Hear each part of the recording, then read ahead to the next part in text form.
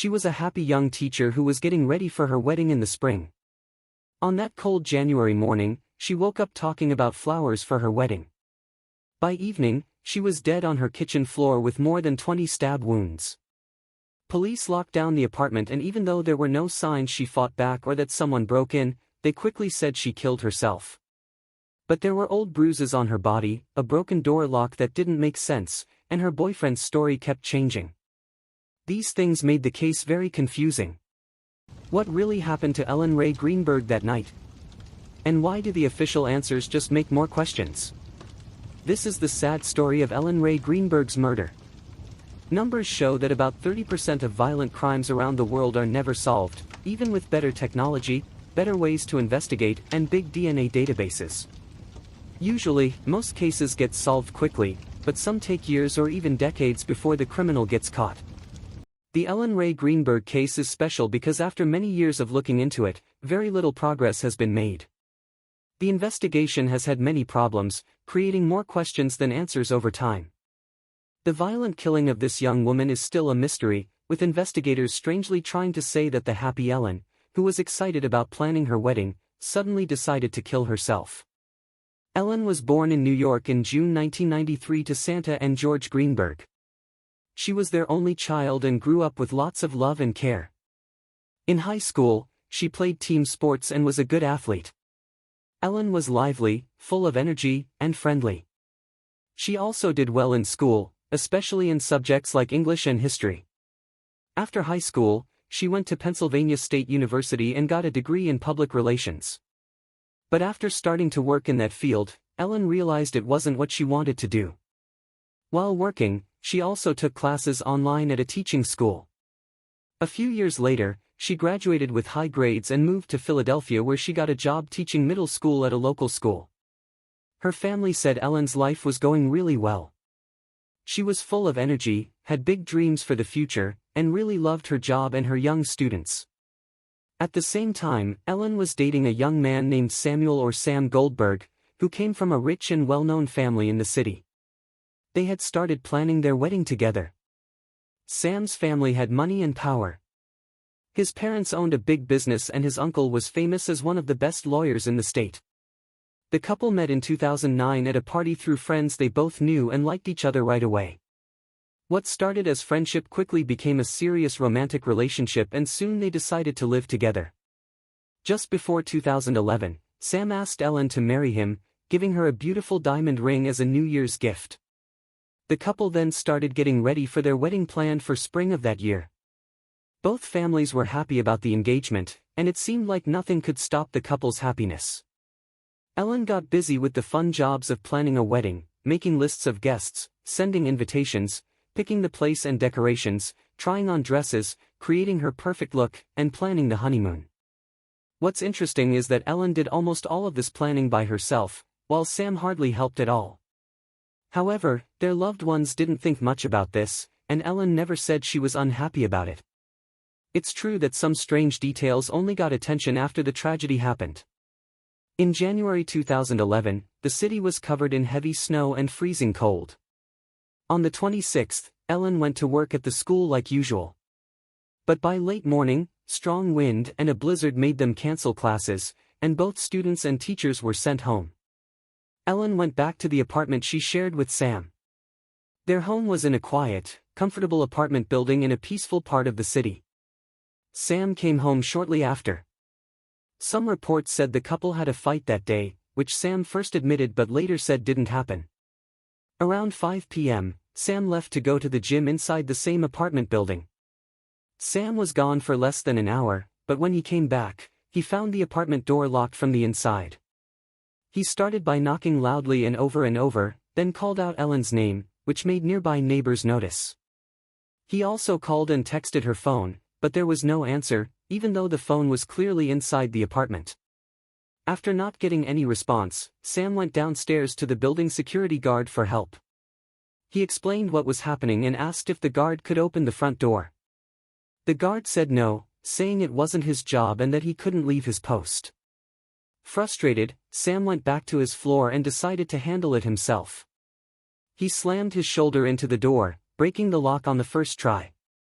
Inside, It was strangely quiet. Ellen didn't answer any calls. When he went into the kitchen, he saw something horrible. His girlfriend was slumped on the floor, leaning against a cabinet door, her body cut with a knife and her clothes covered in blood. Sam immediately called 911 and explained what happened. But when they asked him to check if Ellen had a pulse, he acted strange. He hesitated and asked several times if it was really necessary. Then, there was silence on the phone. Shortly after, Sam suddenly said that a knife was sticking out of Ellen's chest, something he said he hadn't noticed before. He also said that Ellen was clearly already dead. When the police arrived, they were shocked and said they had never seen a case like this in all their years of work. The door was indeed locked from the inside with a latch, which Sam had broken down with his shoulder. There were no signs of forced entry or proof of an intruder. Nothing had been stolen. Valuable things and money were all untouched inside the apartment. Nothing had been moved or searched in the apartment. But the real mystery started during the examination of Ellen's body. Investigators found no signs of a fight or any attempt by her to protect herself, suggesting that the attack happened suddenly and she had no chance to react. Her body had around 24 stab wounds of different depths, with the deadly blow hitting her heart and causing her death. We will later look at the terrible carelessness shown in handling the crime scene and examining her body. This carelessness led to important evidence being missed and allowed a possible killer to stay free. Even more confusing was how the police acted. They decided too early, before any medical exam was done, that Ellen had killed herself. They pointed to her history of panic attacks, visits to a psychologist, and prescription medicines as reasons for the suicide theory. Ellen had indeed been struggling with anxiety disorder and panic attacks for some time, so much that she got professional help from a psychologist. Ellen tried not to complain so she wouldn't worry her family. Her relatives thought the changes in her behavior were because of stress and excitement about the wedding. But the psychologist who treated Ellen gave her 2 medicines to help with her anxiety, which she took regularly. According to what the psychologist said later, neither medicine alone or together would have made Ellen's mental state worse or caused thoughts of suicide. The specialist also said that despite her anxiety, Ellen never talked about wanting to die. Also, Ellen's friends and co-workers saw changes in her behavior after she and Sam started living together. Along with more anxiety and restlessness, she almost stopped making decisions on her own. In almost every situation, she said she needed to ask Sam first before giving any answer. Her parents also noticed these strange behaviors. But whenever Ellen tried to share her emotional problems with them, she insisted that Sam was not the cause. 3 weeks before the tragedy, Ellen told her mother that she wanted to quit school, leave everything behind, and move back in with her parents. Her mother was shocked by this, but told her that she was always welcome to come home. Despite this, Ellen never brought up the subject again. Later, people thought that after moving in together, Sam may have become violent toward Ellen, making her live in fear and stopping her from telling anyone. The psychologist Ellen saw neither agreed nor disagreed with this theory, but did note that Ellen had trouble expressing and explaining what she was going through. It seemed like Ellen wanted to share something important, but was held back by fear. From the start, this unusual case raised many questions, yet sadly, no one made a real effort to answer them. The carelessness during the crime scene and body examinations, as well as the forensic work, is shocking. Many important details, facts, and pieces of evidence were overlooked or lost forever. Without these important pieces of evidence, it was impossible to put together a complete picture of what happened. For example, there were no typical self-defense wounds on Ellen's hands, showing she hadn't tried to fight back. But her body showed several bruises that, based on how healed they were, seemed to have been made several weeks earlier. Her boyfriend said these were probably from playing team sports, but Ellen's parents insisted she hadn't been to gyms or sports fields for a long time because of her busy work schedule and wedding preparations. No suicide note was ever found. Ellen looked like the victim of a brutal attack. Yet, despite this, the theory that she had killed herself was quickly suggested. Investigators pointed out that food, spices, and a cutting board were on the kitchen table, leading to the weird conclusion that Ellen had started making dinner, but suddenly changed her mind and decided to end her life by stabbing herself with a kitchen knife. As I mentioned earlier, the victim's body had about 24 stab wounds of different depths. And forensic analysis showed that 10 of these wounds were made from behind. If Ellen was attacked from behind and some of those injuries were bad enough, then even if they didn't kill her right away, they would have almost certainly made her unable to move or fight back. It's simply impossible for someone to make such wounds on themselves and then push a knife deeply into their own heart. This made medical experts question the cause of death that was first declared. Yet, despite these findings, the investigation stuck to its original theory and refused to open a criminal case. The main reason for this position was the lack of evidence of any intruders in the apartment and the absence of self-defense injuries. There were also doubts about how someone could have entered the apartment because of the unusual design of the door latch. The latch could be partly closed from the outside but not fully locked. If it had been completely locked from the inside, it would have been impossible to break it open with a single shoulder hit without damaging the door frame. But the pattern of damage suggested the latch was only partly closed, something that could have been done from outside the door. Although, in cases like this, the spouse or partner is usually the main suspect. Sam was never considered a suspect and no charges were ever filed against him. On the day of the incident, he was interviewed at the police station with his uncle, who, as mentioned earlier, was a prominent and powerful lawyer. The entire reconstruction of that day's events relied only on Sam Goldberg's story, which at times was inconsistent, though he blamed this on stress. Neighbors only confirmed hearing someone knocking and shouting, probably Sam trying to get into the apartment and calling for his girlfriend, but nothing more. Sam also said during his testimony that he asked for help from the security guard who then went upstairs with him and saw him breaking down the door. But the guard denied leaving his post or going upstairs. Surprisingly, the investigation never looked at this contradiction again, dismissing it as unimportant. The only surveillance video reviewed was from a single camera near the gym, showing Sam walking to the gym and then coming back. Between those two moments caught on camera, Sam could have easily left through another exit and then returned the same way. But no one checked his alibi, and the investigators didn't look for possible witnesses who could confirm or deny whether he was actually working out.